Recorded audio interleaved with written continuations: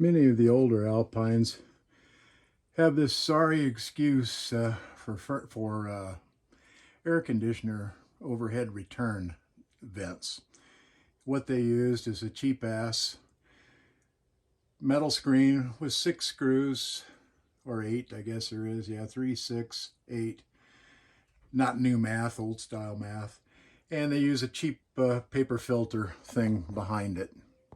Keystone's idea of a filter was this cheap ass piece of cardboard that had a filter piece glued on here. And try finding these nowadays. Good luck with that. I've used aftermarket material, and as you can see, this last batch, when I took it off, one of the screws hung up and twisted all the mesh up. I mean, it's decent mesh. It's probably on a MERV scale, probably a MERV 6, I guess. So it does the job. It filters the dust and hair and crap out before it gets to the air conditioner evap coil and keeps it from getting plugged up. But it's a real pain to change one of these. And as you can see, when Keystone built this 2014, they did a fair job. But if you look, you see 3 screws down on this side. They did good there. And then they kind of did okay here on the front screw. And on the back screw, maybe they caught a little bit of the material. But if you look on this side, my 16-year-old and 14-year-old granddaughters could have done better.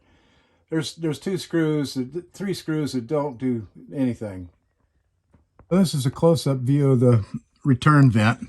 And the way this return vent works, if you look over on this side where my hand is sticking up into, there's a duct, and that runs right up to the bottom of the AC unit. And this side is, of course, sealed. This side is sealed, and this side is sealed. So all of your return air goes through here and through this other one located on the far side up to the center where the air conditioner is located at. So here we go, walking into my so-called wood shop.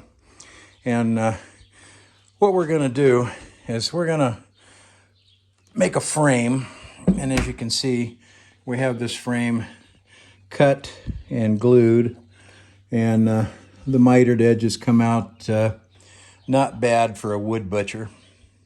So what we've done, the wife and I talked about this. She's a pretty good little craftsman type person.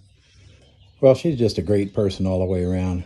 After all these years, what the heck. Anyways, what I've done is we've made a frame that is slightly larger than the grill. This is a grill off of the overhead vent. And as you can see, when I lay this grill on top of the frame, we have an overlap all the way around the frame. And what we're going to do is we're going to use the center hole here and the center hole here. And we are going to use these flush-mounted nut keepers. And what this will do is it will go flush against the wood underneath, one on each end. And then I'm going to use a thumb knob screw, like so. The thumb knob screw is going to go through the hole here. There'll be one down here on the end, and those thumb screws will screw into these, which are going to be flush down with the edge of the wood. And so the idea and the concept is now with this frame up, what we'll do is probably mount this frame using some countersunk screws of some sort. Haven't decided just what yet. I think we're going to paint this wood rather than go with a stain material. There's already enough wood stain material in the Alpine. We're going to use probably a satin white or an eggshell white color on this frame to more or less match the ceiling and more or less blend in with this. And then we're going to take the remaining screws that were originally in here, and we're going to cut the threads off of them and glue the head in, and then repaint this so that these will have dummy screws in it, if you will, in these locations, and just a thumb screw on each end. That way, when we need to take this panel off to change the filter, 2 thumb screws is going to be a lot easier to deal with than the 8 screws that's in there now, and half of them aren't even screwed into anything.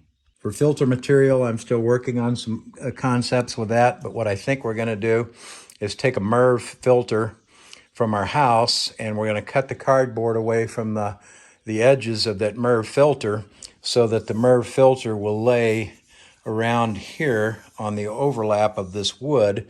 And then when we take and put this metal grate over the top, the metal grate will compress that down using the 2 thumb screws. And I think that we'll come up with a fairly inexpensive design and something that's going to be a heck of a lot easier to work with when it comes to changing air filters. But I just wanted to give you a sneak preview, and it may stir some ideas in some of the other folks out there. I had thought about using a hinge on this, and then that got too complicated, and my abilities to work with wood are less than stellar. Most of what I make with wood gets thrown in the fireplace and burnt, but we're going to give that a shot and see how it comes out.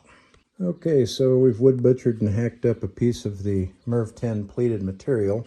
This frame, as it's laying, is going to be mounted up against the roof of or ceiling of the Alpine, and this side that you see on the filter is going to be what is facing downwards. And then we will take the screen, and once we get this in place, we will take the vent screen and attach the vent screen.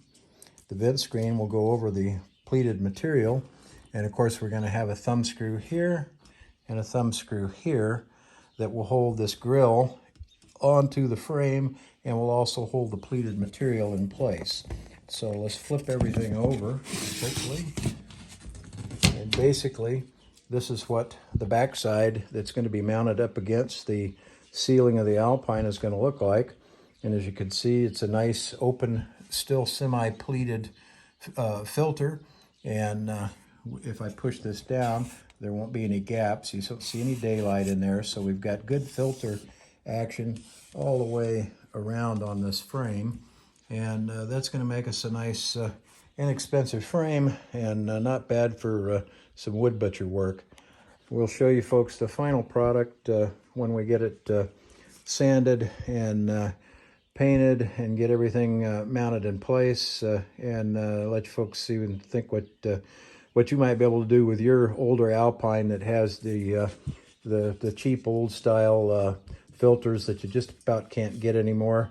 And who wants to take off 8 screws every time to change a filter? Recording. Okay, the wife's holding the cell phone doing the video work, and we're just going to do a temp check up here to see what this would look like when it's mounted in place. And this is what the new filter is going to look like. The wood frame, of course, is going to be painted an off-white color to match the ceiling as close as I can. And of course, we're going to repaint the grill so that it looks clean.